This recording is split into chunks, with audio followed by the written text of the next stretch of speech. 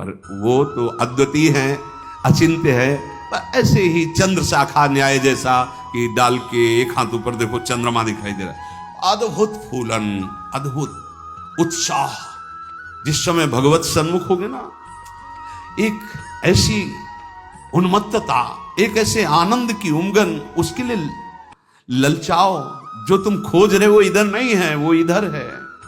परमानंद, विज्ञानानंद, क्या क्या भगवान की उस आनंद को महापुरुषों ने सजा करके बहुत सुख में, परमानंद में। निश्चित निश्चित हम कई बार कहा है कि अगर ऐसा कुछ होता तो हम कह जरूर देते, भले हमारी कमी होती कि हमारी कमी के कारण, पर हम कह देते, बस सच्ची कहते हैं।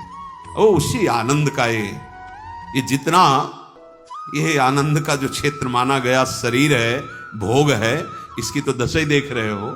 आनंद का स्वरूप प्रभु में। ज्यों ज्यों तुम्हारा प्रभु सन्मुख होकर कदम बढ़ेगा तो तुम्हारे अंदर अद्भुत आनंद, अद्भुत उत्साह, अद्भुत उत्कंठा और एक दिव्य शक्ति।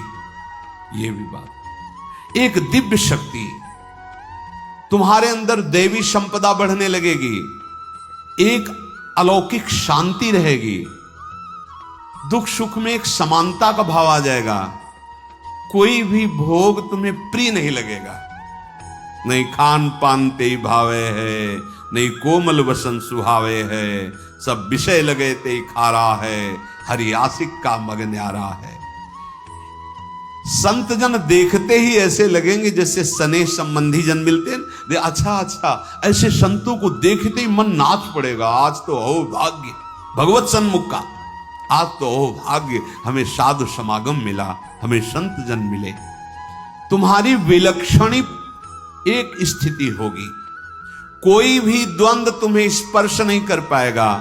निराशा, चिंता, भय, विषाद, कामना, वासना, ये सब क्षीण होने लगेंगी। केवल भगवत सन्मुखता। जब तक तुम भगवान की तरफ पीठ किए हो और संसार भोगों की तरफ मुख किए हो, तो तुम कुछ भी कर लो, तुम्हें सुख शांति मिलने वाली नहीं। जितना जितना तुम भोग संग्रह, धन वैभव एकत्रित करोगे, उतना ही अशांत और चिंतित और शोकित होते जाओगे। ये महापुरुषों की बात है, देख लो अपने हृदयों को। जितना तुम भोगों की तरफ बढ़ोगे, परिणाम में ये दोष तुम्हारे अंदर आएंगे। जैसे भगवत सन्मुखता, तो कैसे जाने भगवत सन्मुख है? तो बोले ज्यों ही तुम भगवत सन्मुख होगे तो तुम्हारा एक एक क्षण नवीन उत्साह, नवीन उत्कंठा, दिव्य शक्ति और दैवी संपदा, शांति, समता, वैराग्य, प्रेम और संतों को देखकर अपार सुख। ऐसा ये भगवत सन्मुखता का लक्षण। अब यहां बता रहे, चाहे जितना तुम धन वैभव भोग एकत्रित कर लो, भगवत विमुख हो, तुम्हें कभी सुख शांति नहीं मिल सकती। भगवत विमुख का लक्षण क्या है?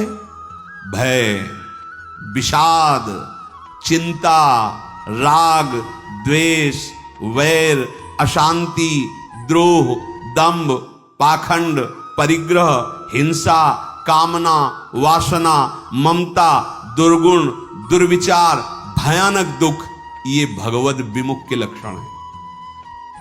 जो भगवत सन्मुख होता है, एक भी उनके हृदय में नहीं होते। ये जांचो जांचो, अंदर जांचो। भगवत विमुक्ता का लक्षण, मूल लक्षण, भोगों में सुख है, इसी में सारे दोष बैठे हुए हैं।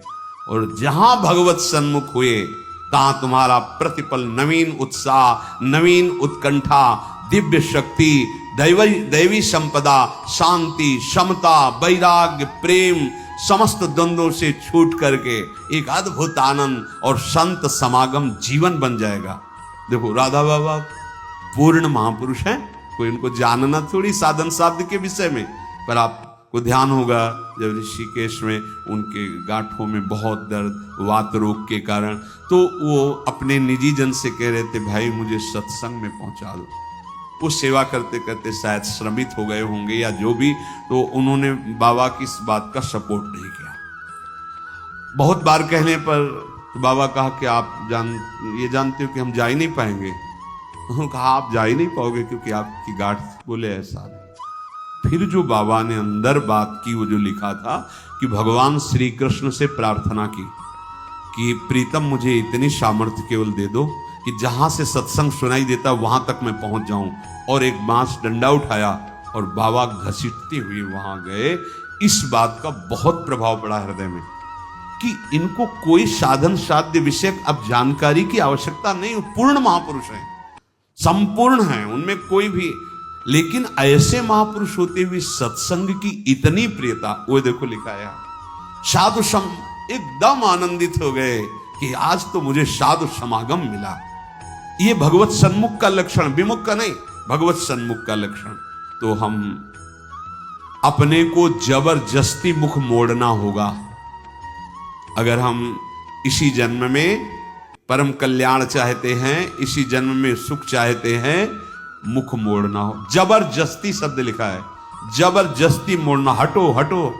जैसे ये ना कि अब जिस तुम कगार पे खड़े हो, भारी दरार पड़ गई है, जबरदस्ती हटो नहीं तो गिरने वाले हो, धारा में तुम बह जाओगे, डूब जाओगे। ऐसे ही तुम्हारी वही दशा है जैसे हरी हरी घास खा रहा है बकरा और बकरी से सहवास कर रहा है और बड़ा सुख का अनुभव कर रहा है, पर वो कसाईवाड़े में बंद है। वो ये नहीं जान रहा कि अब की नंबर हमारा आ रहा है, गड़ासा चलने, वो नहीं जान पा रहा है।